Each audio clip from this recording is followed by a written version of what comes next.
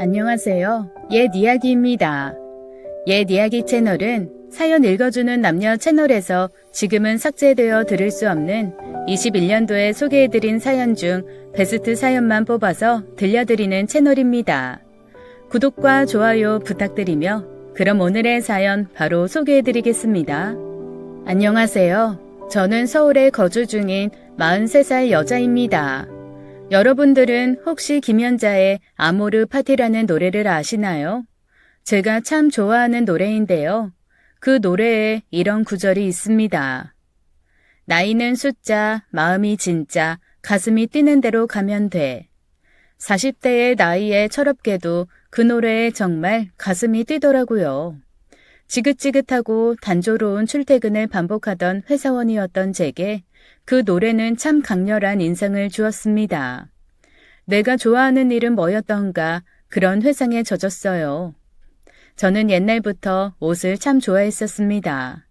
의류 사업을 해보고 싶었었어요. 저는 나름대로 큰 중견기업에서 일하고 있었고 곧 차장으로의 진급을 앞두고 있었어요. 그런데 갑작스런 업종 전환이라니 두려운 일이었죠. 그래도 아모르 파티 노래를 들을 때면 가슴이 뛰는 대로 살아야 한다던데 라는 생각이 들었습니다. 하지만 늦은 건 아닐지 장걱정이 굉장히 많았어요. 그리고 안정적인 월급을 받던 생활에서 사업의 시작이란 제게 막연한 두려움을 안겨주었습니다. 하지만 회사에서 업무를 보다가도 쇼핑몰 창업 비용을 확인하고 퇴근하면 매일같이 쇼핑몰 창업 유튜브를 보며 살았어요. 그리고 저는 제 인생에서 최대의 결정을 내리게 되었어요. 회사에 사표를 내고 쇼핑몰을 준비하게 된 거죠. 운이 좋게 쇼핑몰은 1년이 안 돼서 대박났습니다. 직장인 월급으론 상상도 할 수 없을 만큼의 매출액에 저는 기쁨의 눈물을 종종 흘리곤 했었어요. 처음 시작하고 거의 3, 4개월 동안은 금전적인 수익이 전혀 발생하지 않았기 때문에 늘 불안함과 후회 속에 살았기 때문이죠. 그런데 성공한 제 자신을 보니 너무 뿌듯하더라고요. 저는 처음으로 성공한 제 자신을 위한 선물을 주기로 했죠. 직장을 다닐 때도 보너스가 나오면 종종 호캉스를 갔었어요. 그래도 현실과 타협해 적당한 선의 호텔을 고르곤 했는데 이번엔 아니었습니다. 1박에 60만 원을 훌쩍 넘기는 5성급 호텔 스위트룸을 예약했죠. 기분 좋은 마음으로 디너 뷔페까지 즐기고 라운지에 갔어요. 축하에는 사실 술이나 와인이 빠질 수 없는 법이잖아요. 술은 잘 못하지만 그래도 그날은 기분이 너무 좋았죠. 분위기에 취하는 기분이었달까요? 저는 라운지에 혼자 앉아 와인을 홀짝거리며 야경을 구경했어요. 주변을 둘러보니 다들 가족 아니면 커플끼리 라운지를 즐기고 있더라고요. 나도 애인이랑 이런 곳을 왔어야 하는데 라는 생각이 들었어요. 제가 봤을 땐 제가 여자로서 별로인 것 같지는 않은데 이상하게 주변에 남자가 별로 없었어요. 회사 다닐 때 소개팅이나 선자리가 종종 들어왔지만 그런 어색한 만남을 선호하지 않았기 때문에 거절해서 그런 것 같기도 하고요. 김연자 가수님의 노래 속 연애는 필수, 결혼은 선택이라는 노래처럼 연애에 대해서는 늘 긍정적인 생각을 갖고 있었어요. 물론 결혼도 내심 하고 싶었었죠. 좋은 사람만 있다면요. 결혼보다도 저는 절 닮은 아이를 갖고 싶었거든요. 어쨌든 라운지에 있는 가족들을 보다 보니 이상한 생각에 잠기더라고요. 그래서 그런가 평소 주량보다 와인을 좀 더 많이 마셨던 것 같아요. 머리가 알딸딸하면서 몸이 자꾸 늘어지고 시야가 뿌옇던 기억이 납니다. 연애하고 싶다, 나도. 라고 중얼거리기도 했던 것 같아요. 그런데 취한 저의 옆으로 누군가 다가오는 겁니다. 그리고는 제게 혼자 오셨어요? 라고 조용히 묻더라고요. 고급 호텔 라운지에서 헌팅을 당하다니요. 맨정신이었다면 의심을 했을 텐데 취기가 돌았기 때문일까요? 저는 순순히 혼자 왔는데요? 라고 말했습니다. 얼굴을 쓱 훑어보니 저보다 한참이나 어려 보였어요. 얼굴도 훈훈하고 몸도 좋은 것 같고 피부도 탱탱했죠. 예쁘고 잘생긴 외모를 그 누가 마다하겠어요. 저희는 이야기를 잠시 나누다가 제 호텔방으로 남자와 함께 들어가고 말았습니다. 술이 들어갔다 보니 속 얘기도 하게 되고 저희는 나름 잘 맞는다는 생각이 들었죠. 너는 몇 살이야? 어려 보이는데. 32인데? 너는? 32? 저보다 9살 연하더라고요. 저는 충격에 눈을 휘둥그레 떴고 굳어서 대답도 못했습니다. 이 어린애랑 내가 지금 뭘 하고 있는 거야? 라는 생각이 들었죠. 경악스러워서 술이 번뜩 깨는 것만 같았어요. 왜? 몇 살인데? 너랑 나 또래 아니야? 그렇게 보이는데?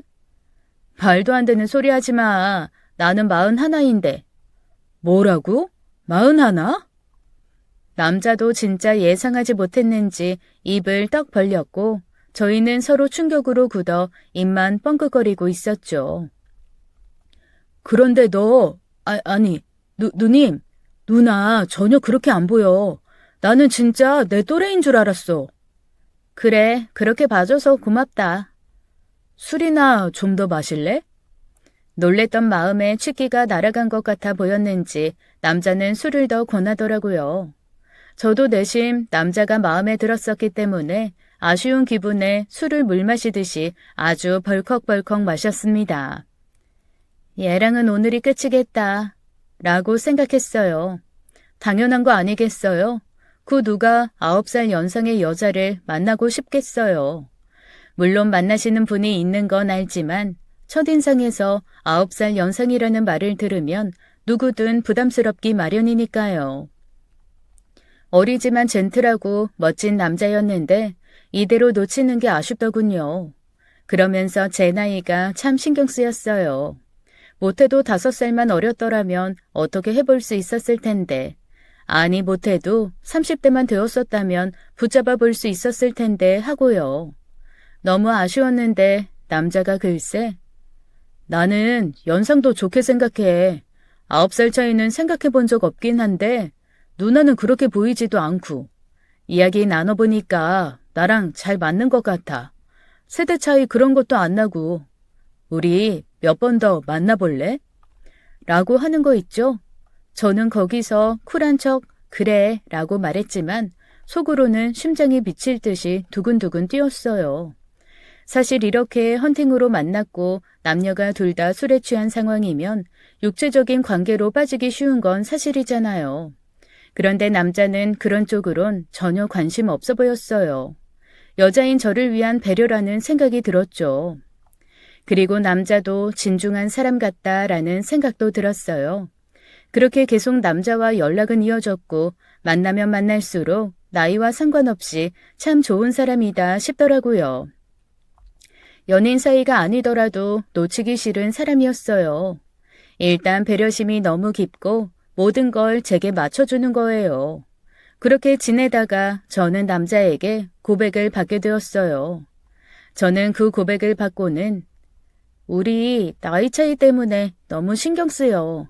이래도 되는 걸까? 남들이 나를 욕할 것 같아. 무슨 소리야. 넌 내가 아는 사람 중에 가장 멋진 사람이야. 일도 잘하고 너랑 함께하면 늘 긍정 에너지를 받아. 나이가 무슨 대수야? 연예인들 보면 9살 연상연하 커플도 참 많아. 그건 연예인들 얘기지. 그리고 그 연예인들은 돈이 많으니까 어린애들 만나는 거고. 너도 돈은 많잖아. 친해지면서 제 수입에 대한 부분을 살짝 공개한 적이 있어요. 솔직하게 말하자면 나름 어필을 하고 싶은 마음이 없진 않았죠. 아무튼 고민하는 제게 남자는 계속 괜찮다고 말을 해주었고 결국 저희는 연상연하 커플로서 예쁜 연애를 시작했습니다. 자기는 왜 그동안 연애를 안 했어? 능력도 좋고 외모도 예쁜데. 그냥 너무 바빴던 거지. 주변 지인들은 다들 결혼하지 않았어? 자기는 결혼 안 하고 싶었어? 대부분 결혼할 사람들은 다 했지. 결혼은 안 해도 아기는 갖고 싶었어. 나는 얼른 화목한 가정 이루는 게 꿈이었어. 그와 저는 가치관도 꽤나 잘 맞았어요. 그는 제 이야기를 듣고 며칠간 고민을 했나 봐요. 갑자기 제게 난 자기 사랑하는데 나에 대한 마음이 확실하다면 우리 빨리 결혼하는 건 어때? 이라고 말했고 저는 너무 놀랐죠. 사귀게 된 지 며칠이나 지났다고 결혼이라뇨.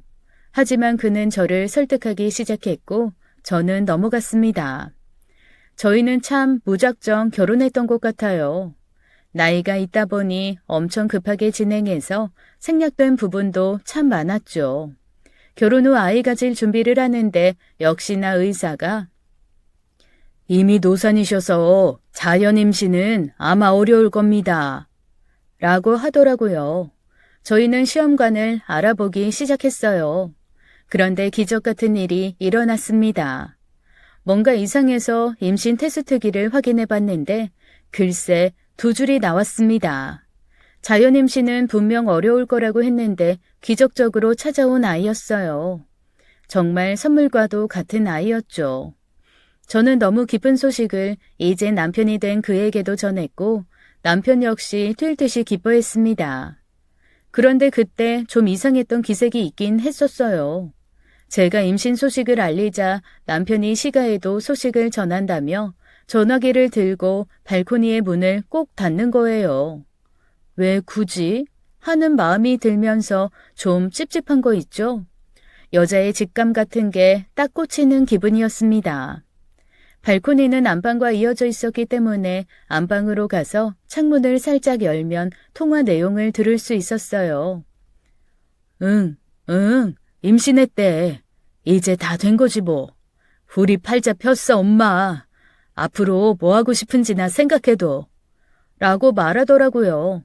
뭔가 말투도 이상했거니와 아이는 우리가 가졌는데 왜 시모에게 뭐라고 싶냐고 묻는 건지 이해가 잘 안 됐지만 그땐 그냥 아이를 가졌다는 기쁨에 어머니께 효도하는 심정으로 뭐 선물이라도 드리려는 건가 보다 하고 그냥 넘겼었어요. 뱃속에 아이가 있다 보니 다툼 같은 걸 피하고 싶은 마음이 있기도 했습니다. 제가 입을 다문 뒤 임신했을 때의 생활은 행복했습니다. 먹고 싶다는 게 있으면 남편은 새벽에도 사다 주고 시가에서도 온갖 정성을 들여 저를 돌봐주시곤 했죠. 시가 쪽은 형편이 조금 안 좋아서 금전적인 지원 등은 없었어요. 그러다 보니 제 지인들 사이에서 의견이 분분했습니다. 남자 쪽에서 한참 꿀리는 결혼인데 당연히 다른 거라도 해야 된다는 반응, 그리고 남자가 9살 연하인데 뭐가 꿀리냐는 반응, 이렇게 반반이었어요. 산후조리원에 대한 의견도 참 많았습니다. 시가에서 산후조리원은 예약해줘야 한다는 지인들의 말이 많았어요. 그렇지만 왠지 부담 주기도 싫고 제가 잘 버니까 하며 넘겼습니다. 그렇게 산후조리원까지 제 돈으로 예약을 했죠. 어쨌거나 저는 순조롭게 출산을 마치고 한 아이의 엄마가 되었습니다. 예정된 대로 출산 후 산후조리원에 들어가려고 했어요. 그런데 산후조리원 측에서 예약 취소하셔서 환불 조치 되셨습니다. 라고 하는 거예요. 아니 예약 취소를 한 적도 없고 환불 받은 기억도 없는데 말이죠. 저는 산후조리원에 따지고 들려고 했어요. 그랬더니 글쎄 사실 우리 엄마가 그러는데 산후조리원 그런 거 다 상술이래. 그냥 돈 버리는 거라고 하더라. 그래서 그냥 취소했어. 아니 뭐? 남편이 산후조리원을 제게 상의도 없이 취소했다더라고요. 저는 너무 황당해서 남편에게 따지고 들었죠. 그걸 왜 자기 마음대로 취소해? 어머니가 그렇게 말씀하셨으면 나한테 상의라도 하든가. 나한테 물어봤어야지. 그리고 내 돈으로 예약한 건데 왜 자기가 취소를 해? 환불받아다는 돈은 어디 간 건데? 황당한 마음에 따발총처럼 말이 우다다 튀어나왔습니다. 남편은 참 멍청한 얼굴로 머리를 극적이며 헤헤거렸어요. 그래서 더욱 기분이 저조해졌죠. 환불한 돈으로는 우리 엄마네 세탁기가 고장났대서 세탁기 새 거 하나 놔드렸지. 뭐? 아니, 그걸 왜 내 산후조리원 비용으로 하는데? 아니, 자기는 그게 아까워? 우리 엄마 세탁기 고장나서 지금 손빨래 하신대. 손이 아주 퉁퉁 부르트셨더라. 그래서 세탁기 하나 해드렸어. 그게 그렇게 꼬아? 심성이 대체 왜 그래? 세탁기 사들인 비용이 아깝다는 게 아니잖아. 그걸 왜 산후조리원 비용 빼서 그 돈으로 해드리냐고. 나한테 말했으면 따로 사드렸을 수도 있는 거잖아. 답답해서 눈물이 왈칵 치솟을 것 같았어요. 산후조리원에서 이렇게 언쟁을 높이는 것도 쪽팔렸고요. 게다가 제가 좀 괜찮은 조리원을 예약했었습니다. 2주에 500만 원 정도의 마사지까지 추가해서 금액이 꽤 컸어요. 총 합쳐서 약 700만 원 이상 결제했다고 생각하시면 돼요. 당연히 큰돈이었지만 노산인지라 걱정이 됐었고 제 벌이로 충분히 그 정도는 커버가 가능했으니까 결제했죠. 지인들은 네 벌이에 충분히 강남에 1,000만 원 하는 조리원 가도 될 것 같다곤 했지만 옛날 월급쟁이 버릇 때문에 줄인 거였어요. 그랬기 때문에 세탁기 사고도 사실 충분히 남았을 비용이었죠. 그런데 그놈의 세탁기 타령만 하고 있더라고요. 다시 결제하고 예약하려 해도 만실이라 자리가 없어 불가능하다는 답변만 돌아왔습니다. 특실로 가든가 아니면 다른 조리원을 알아봐야 할 처지가 됐죠. 어쩔 수 없이 저는 지금 당장 어떻게 다른 조리원을 알아보나 싶어 특실로 예약을 했고 예상이 없었던 큰 비용을 2번이나 결제하게 됐어요.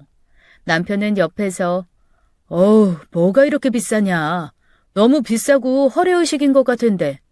우리 엄마 때는 다 그냥 집에서 산후조리했대. 라고 하며 제 화를 돋구더군요. 저는 그때도 그냥 꾹 참았고 2주간 조리원 생활을 했어요. 그때 시가에서 찾아와 얘는 사치가 좀 있다. 무슨 이렇게 비싼 산후조리원을 다니니? 라며 남편과 똑같은 소리를 했었어요. 산후조리원에서도 마음 놓고 쉬지를 못했죠. 하여튼 이래저래 스트레스 받는 일이 많았습니다. 아이를 낳으니 몸이 예전 같지 않았지만 그래도 조리원에서 케어를 잘 받으니 퇴원할 때쯤은 바로 업무에 복귀해도 될 것 같았어요. 힘들었지만 천사 같은 아이의 얼굴을 보니 싹 풀리는 것 같기도 했고요. 이제 저도 일을 다시 시작해야 하다 보니 베이비시터를 알아보게 됐습니다. 가사의 육아까지 도와주시는 시터가 많아서 그쪽으로 알아보는데 남편이 갑자기 자기야, 시터 알아보지 말고 그냥 내가 일 그만두는 건 어때?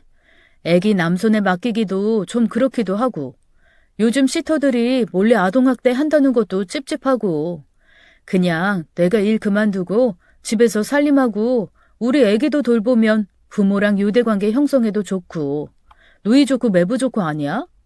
라고 제안하지 뭐예요. 곰곰이 생각해보니까 확실히 베이비시터보다는 남편이 더 낫겠다는 생각이 들었어요.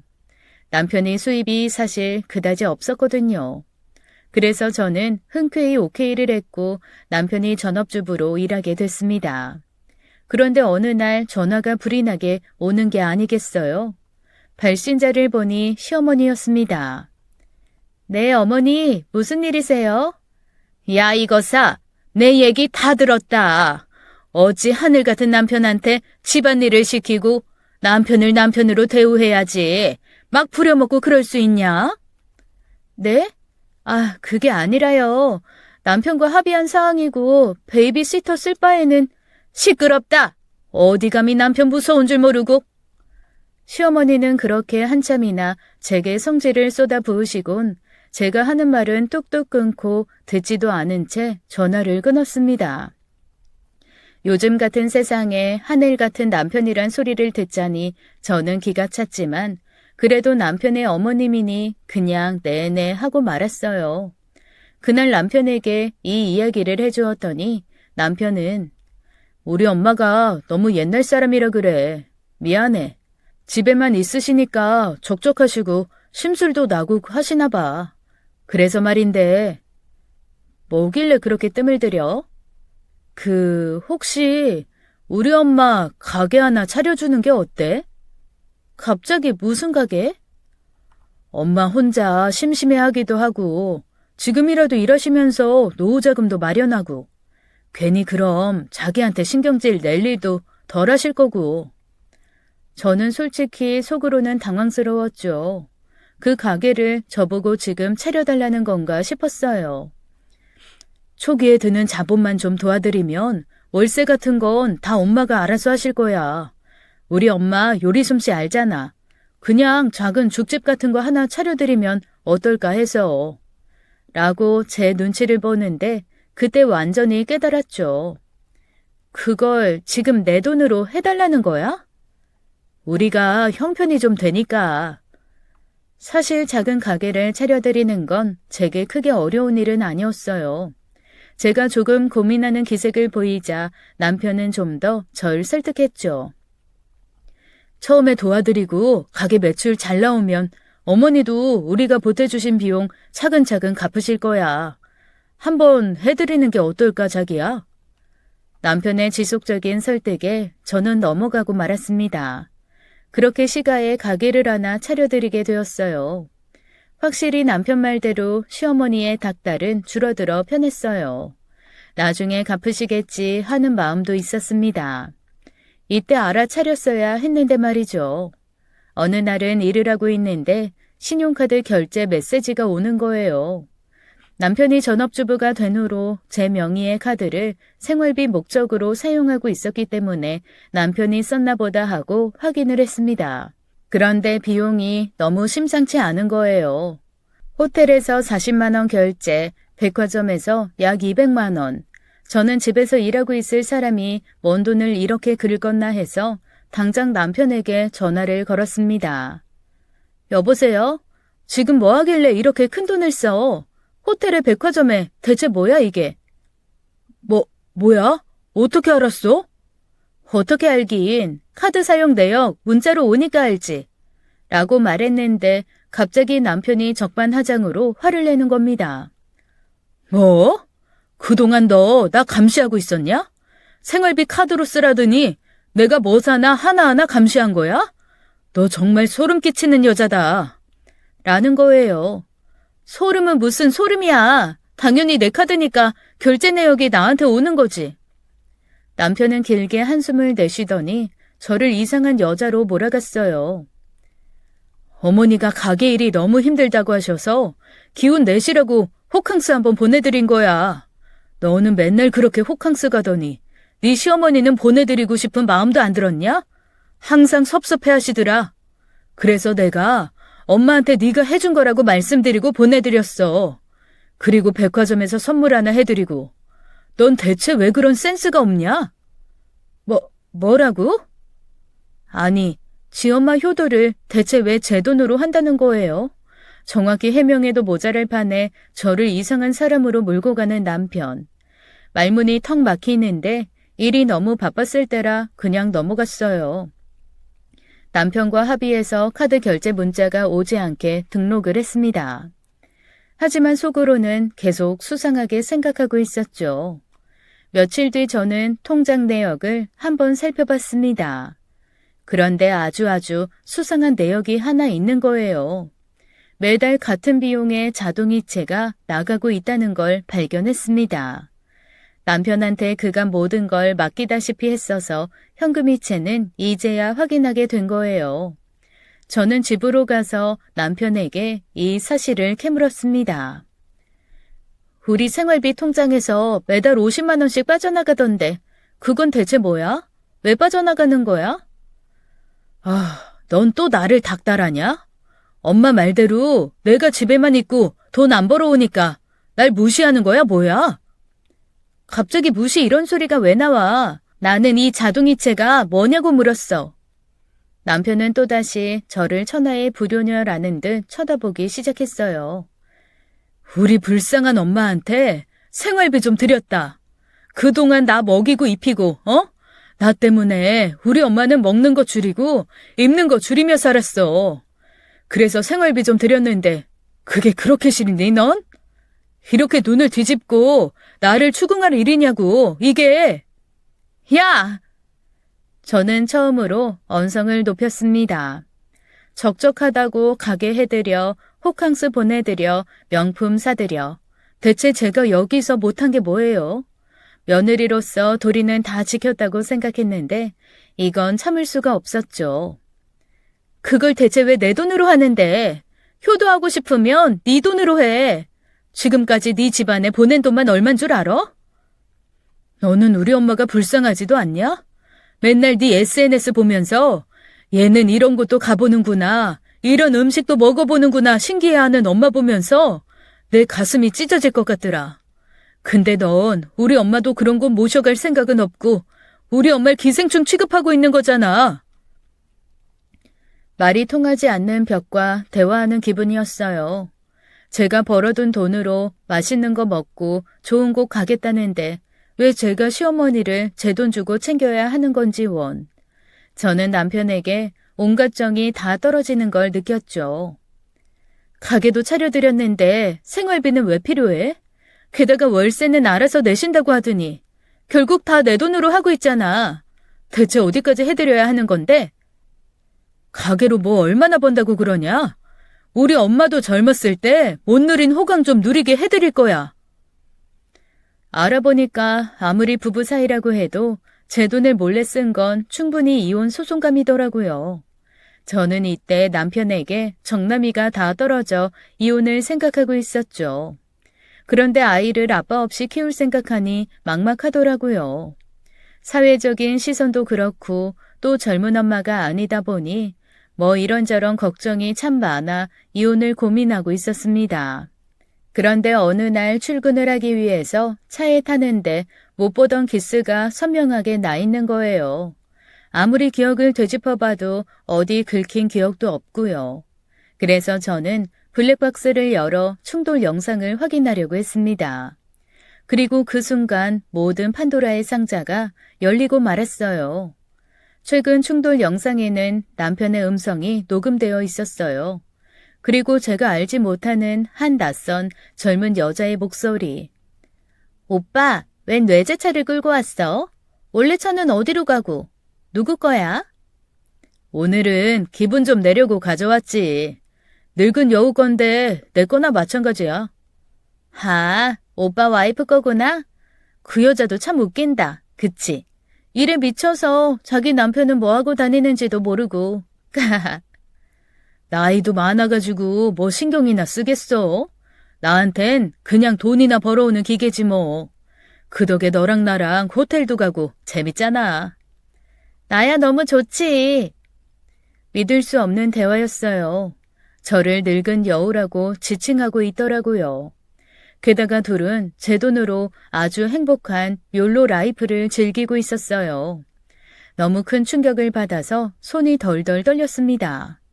저는 블랙박스 영상을 저장해서 시가에 전송했어요. 당신 아들이 이런 남자다라고 충격을 주려고 한 일이었는데 시어머니는 글쎄, 예, 별것도 아닌 걸로 혼자 오버하는구나. 원래 남자라는 동물은 다 그래. 애도 있는데 이혼하려고 그러니? 그럼 욕먹는다. 애한테도 못할 짓 하는 거야 너. 편부모 가정에서 애를 키울 셈은 아니지? 난 내 손주 그런 꼴 당하는 거 못 봐. 어린 남자 만나려면 그 정도는 네가 감수해야 하는 부분인 거다. 남자는 다 여자 밝히게 돼 있어. 라는 헛소리나 들어놓으셨습니다. 저는 이 내용은 전부 녹음해 두었죠. 나중에 이런 녹음들이 굉장히 도움된다고 하더라고요. 일부러 저도 남편이 바람핀 걸 인정하는 말을 시모 입에서 나오게 하려고 유도하며 전화 통화를 진행했어요.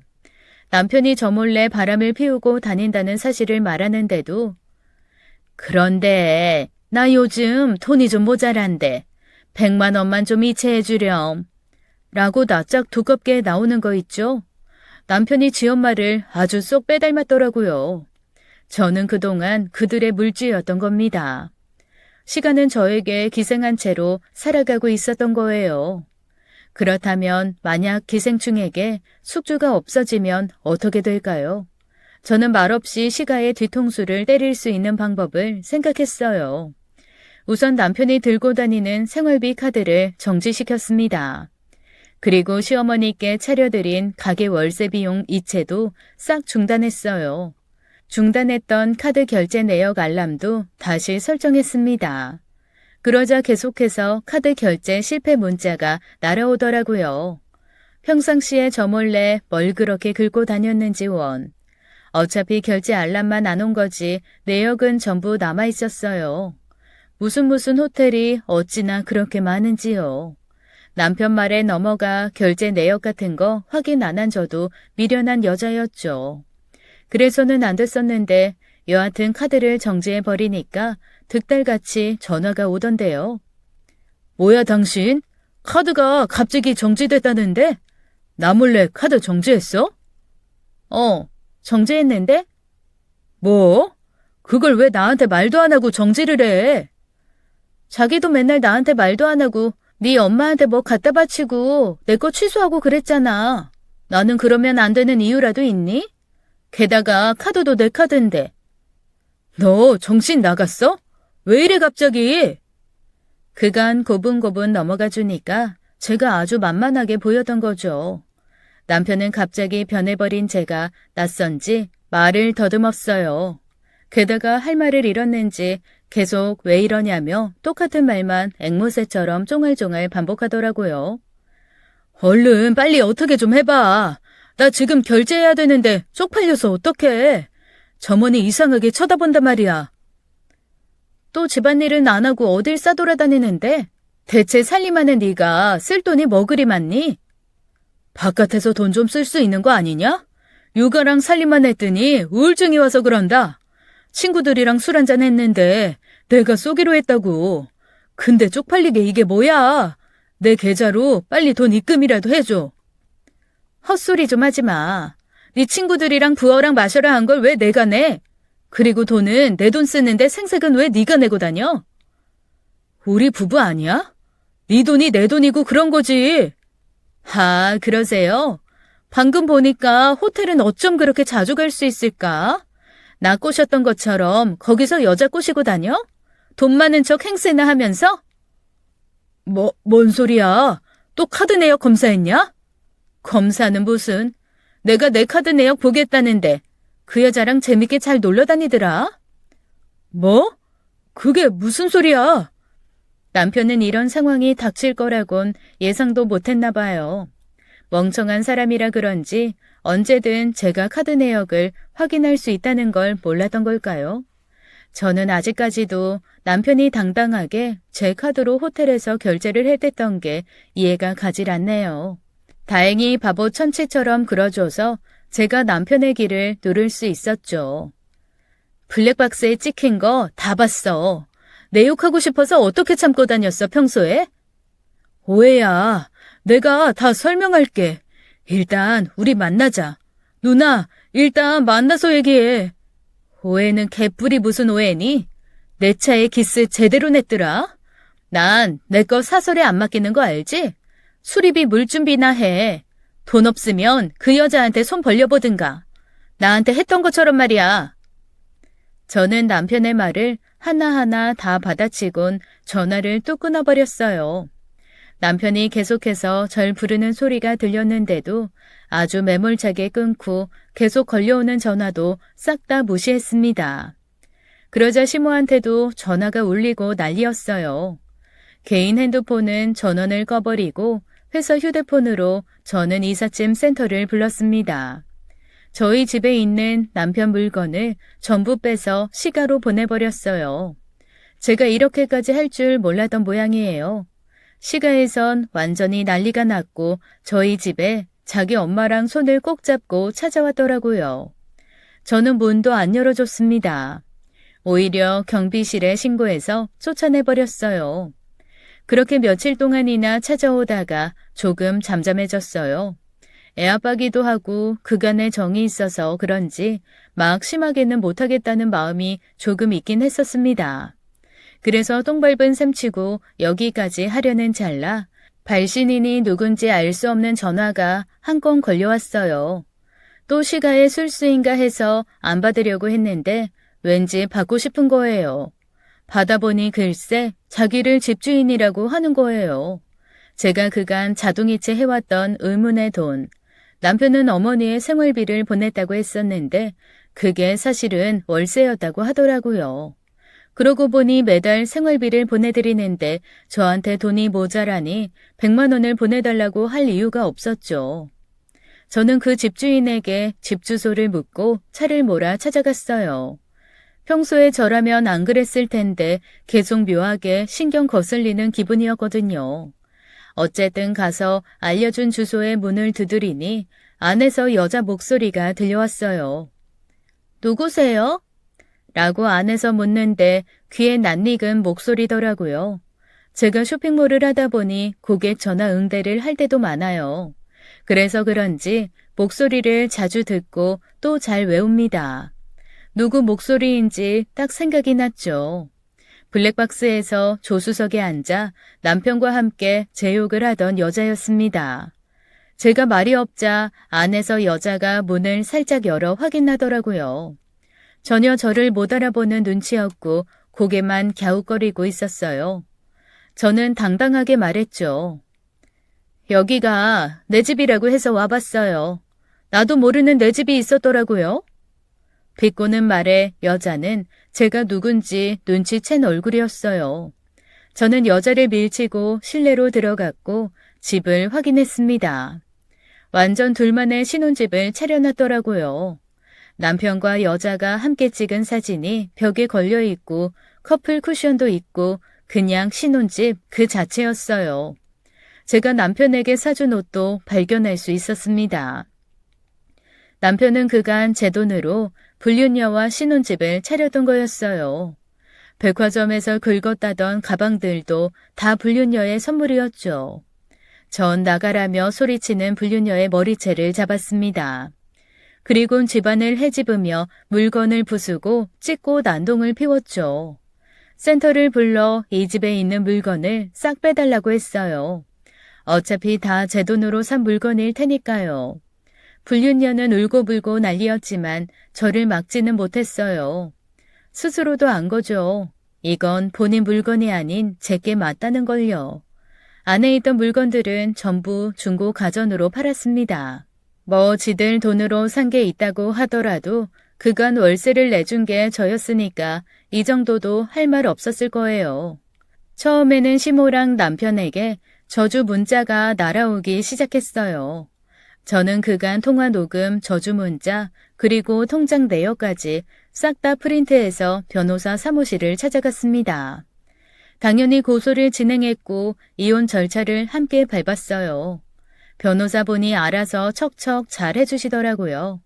역시 요즘 세상엔 고소가 최고던데요. 고소가 진행되고 남편과 시가에서 사과 문자가 계속 왔습니다. 저는 당연히 문자 메시지 모두 무시했고 차단했어요. 그랬더니 퇴근 시간에 제 집 앞에 둘이 나란히 서 있는 겁니다. 수척해진 그들을 비웃으며 지나치려는데 남편이 절 붙잡았어요. 그동안 내가 잘못했어. 한 번만, 딱 한 번만 용서해주라. 무릎을 길바닥에 털썩 꿇으면서 사과를 하지 뭐예요. 저는 둘이서 시트콤 찍는 줄 알았습니다. 그간 제 지원이 없으니 가게도 접고 샀던 명품들을 다 팔았나 봐요. 꼬라지는 꾀죄죄하고 참 없어 보였습니다. 내 손주, 아빠 없이 키울 순 없는 노릇이잖니. 제발 우리 한 번만 용서해 줄 수 없겠니? 앞으로는 네 수발 들면서 삼아, 응? 이라고 말하는데 수발은 무슨요. 요즘 돈만 주면 제 수발 들어줄 사람이 얼마나 많은데. 제가 비웃으며 제 아들은 아빠 없이 크는 것보다 이딴 걸 아빠로 뒀다는 거에 더 실망할 것 같은데요. 쓰레기 주워서 써봤자 쓰레기 아니겠어요? 라고 말하자 시모의 얼굴이 불그락 푸르락 해졌어요. 그간 고얀 성격처럼 제게 욕을 퍼부을 것 같았는데 옆에서 남편이 옆구리를 콕콕 찌르더라고요. 제가 절대 받아줄 생각이 없어 보였는지 남편은 아스팔트 바닥에다 본인 머리를 콩콩 찌우며 말 그대로 석고대죄를 하기 시작했습니다. 솔직히 그때 남들이 볼까봐 쪽팔리고 그랬습니다. 앞으로 진짜 열심히 살게. 나 자기 없으면 안 돼. 내 돈이 없으면 안 되는 거겠지. 좀 비켜. 저는 다리로 꿇어앉은 남편을 툭 치곤 당당히 걸어왔습니다. 그 후로 남편에게 많은 합의금을 받아냈어요. 아이 양육권도 당연히 제게 있었기 때문에 양육비도 매달 받았습니다. 함께 살 때보다 훨씬 여유로워졌어요. 아직도 남편은 저에게 사과와 함께 다시 한 번만 받아달라는 내용의 문자를 써서 보내지만 저는 알고 있습니다. 그들이 그리워하는 건 제가 아닌 저의 돈이라는 것을요. 저는 제 아들과 함께 행복하게 살고 있습니다. 지금까지 옛 이야기였습니다. 끝까지 함께 해주신 여러분 감사드리며 저희는 다음 사연으로 돌아올게요. 감사합니다.